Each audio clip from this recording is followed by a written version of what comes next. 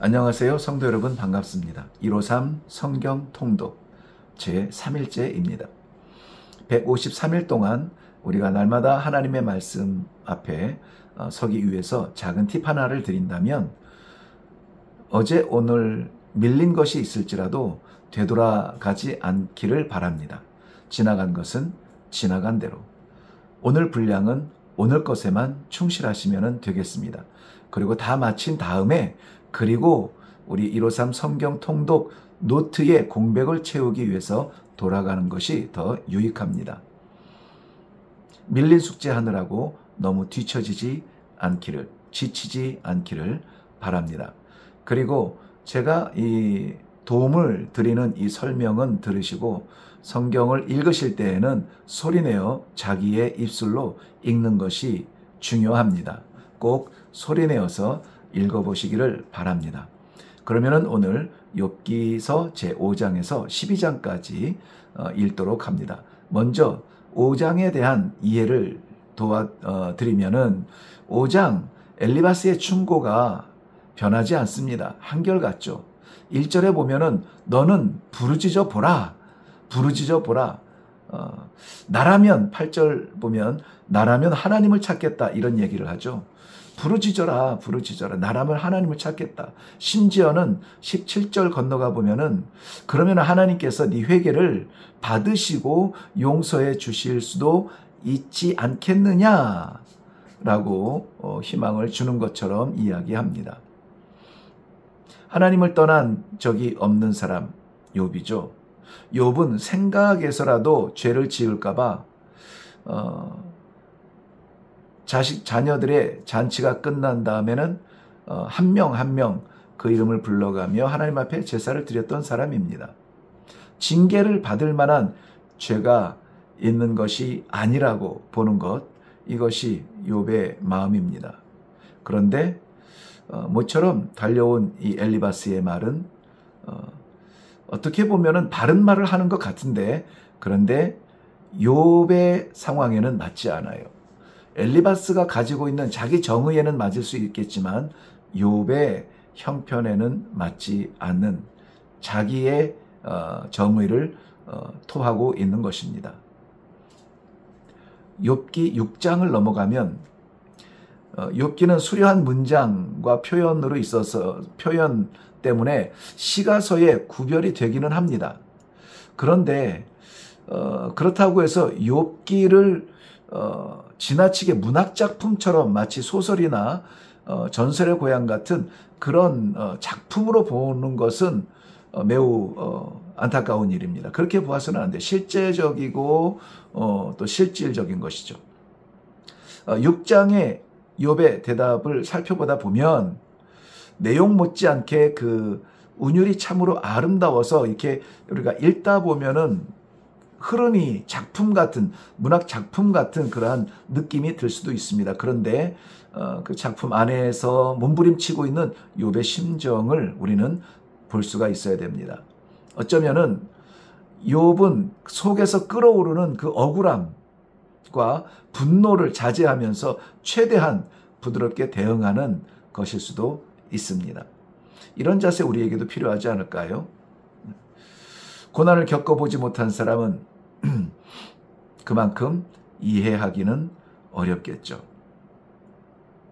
네, 욥기 제7장입니다. 그러나 7장에서 더욱 안타까운 탄식 소리가 여러 달째 고통의 날을 보내고 있다고 기록하고 있습니다. 잠을 이루지 못해요. 기나긴 밤을 뒤척이며 보내는 욥의 모습입니다. 주께서 나를 버려 두신다면 그냥 버려진 채로 있는 게 나는 더 좋겠습니다. 또한 나를 지키신다고 말하는 여호와께서 나를 잊어버리신다면 나는 그것도 괜찮겠습니다. 자, 이런 불평을 옆에서 누가 듣고 있냐면은 엘리바스가 듣고 있죠.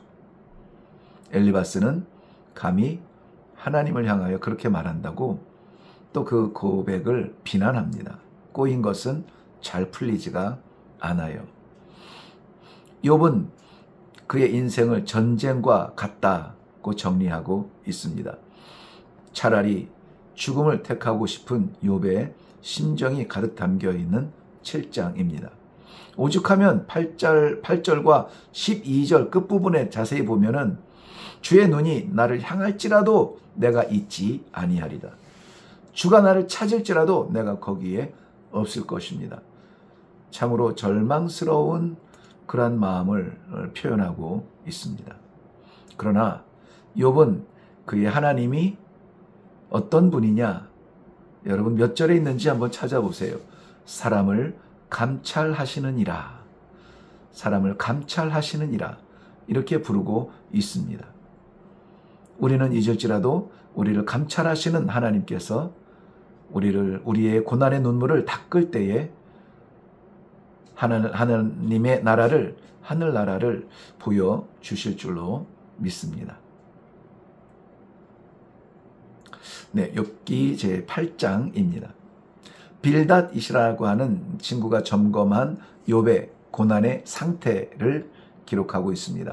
빌닷은 침 삼킬 동안도 떠나지 않았던 하나님의 동행의 삶을 말하는 욥에게 자녀들의 죽음을 죄의 결과로 결론 짓지 않겠느냐, 결론 지을 수 없느냐, 그렇게 미련하냐 하는 거예요.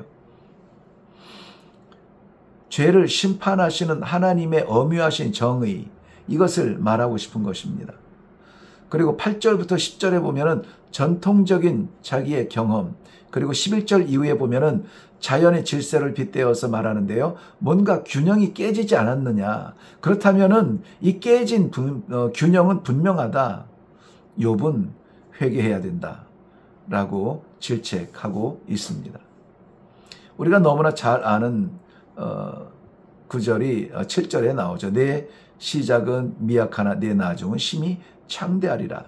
이 말은 마치 우리가 하나님의 말씀으로 오해하고 벽에 많이들 걸어놓는다고 했는데요. 이것은 하나님의 말씀이 아니라 욥의 친구 빌닷이 말하며 욥에게 회개를 촉구하는 충고의 말입니다.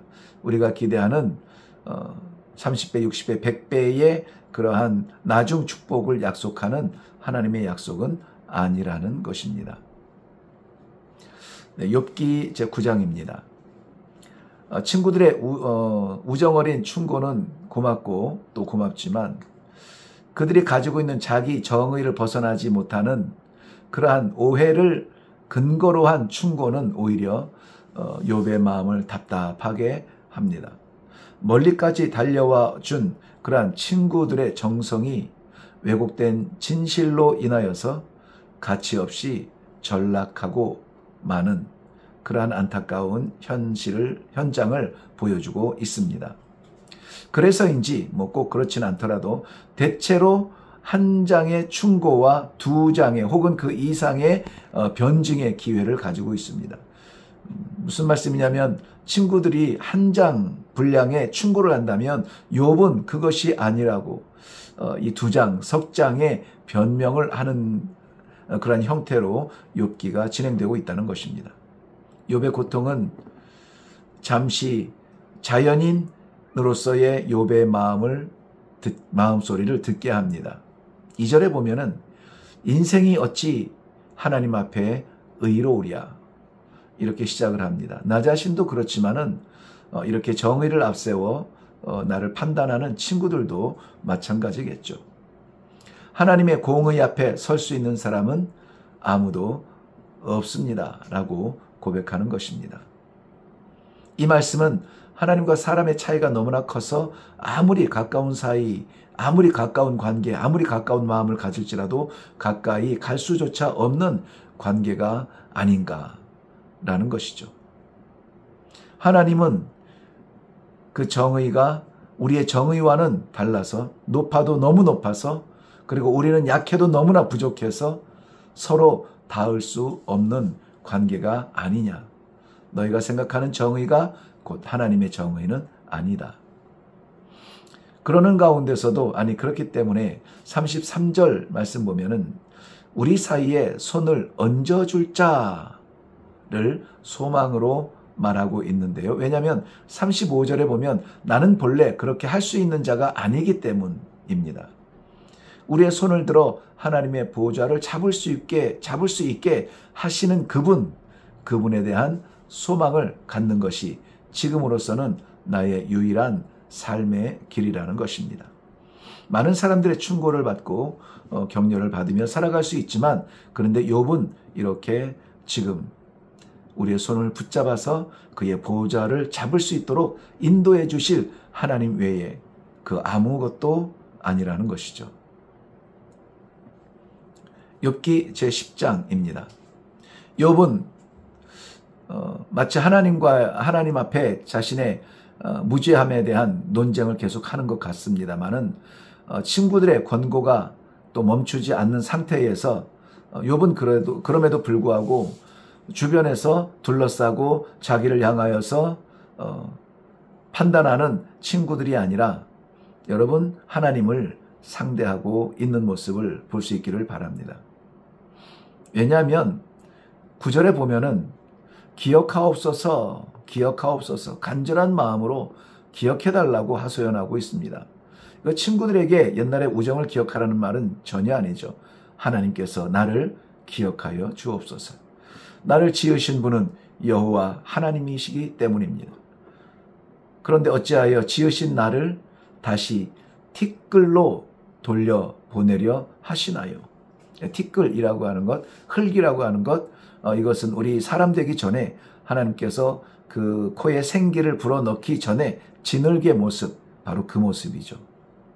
아무것도 아닌 그 존재. 좀 더 나아가면 20절 보면 나를 버려두사 생명 없는 자처럼 잠시라도 생명과 고난으로부터 자유하게 해달라고까지 합니다. 이건 엄청난 모험이고 도전이죠. 이제는 생명은도 그렇고 고난도 그렇고 생명이든 고난이든 둘 다 떠나서 나만의 공간에 있기를 원합니다. 이런 경우 많이 있죠. 네. 욥은 지금 하나님을 바라보며 상대를 할지라도 친구들의 계속되어지는 그러한 판단의 음성에 너무나 괴롭고 당장 응답하지 않는 그 하나님 앞에 이렇게 하소연하는 것입니다. 나를 버려두세요 라고. 네, 욥기 11장입니다. 엘리바스와 빌닷의 충고를 대하는 욥의 변론 자세를 지적하는 또 다른 친구가 있습니다. 소발. 그 소발의 생각을 기록하고 있네요. 욥이 자기 자신을 방어하는 것에 대해서 이렇게 판단합니다. 11절 보면 그 허망함을 내려놓고 허망한 것, 아무것도 아닌 것, 대단한 것을 들고 있는 것 같지만 결국은 거품인 것, 네가 방어하려고 하는 그것 아무것도 아닌데 그것 내려놔라. 그리고 13절 말씀에는 주를 향하여 두 손 들고 나아오라. 마치 엄청난 신앙의 고수처럼 말하고 있지만은 늘 말씀드립니다만은 몇 번 말씀드렸습니다만은 맞는 이야기지만 욥의 형편과는 맞지 않다는 것이죠. 그리고 그리하면은 너의 생명의 날이 길리라 하며 위로하는 듯 합니다. 욥기를 읽어보면 이런 혼란이 생겨요. 맞는 것 같거든요. 주를 향하여 두 손을 들고 나오라. 항복하고 나오라. 맞죠? 그런데 이 말들조차 이 말도 어떻게 보면은 욥이 자기 죄로 인하여 벌을 받고 있다라고 하는 것을 전제로 하고 하는 말이라는 것이죠. 전제로. 하나님은 욥을 의롭다, 완벽한 자라 이렇게 말했는데 사람의 눈에 봐서 자꾸 티를 발견해 내고 있는 것입니다. 그러니 친구들의 충고에 대한 욥의 해명이 변명으로 드리는 것 같이 그렇게 보여지는 것이죠. 여러분, 친구를 위할 때에도 우리들의 어떤 윤리적이거나 종교적 수준이 아니라 하나님의 도우심을 먼저 구하시고 당사자의 마음을 헤아릴 수 있는 기다림이 우리들에게는 필요합니다. 네, 욥기 12장입니다. 12장부터 14장 앞으로 이제 내일까지 계속되는 내용인데요. 욥의 응답으로 채워져 있습니다. 소발의 충고는 권선, 징악, 윤리적 한계를 떠나면 이해하기가 어려운 수준의 지식입니다. 소발이 말하는 그 지혜의 세계는 7절부터 우리 12장 7절부터 10절에는 모든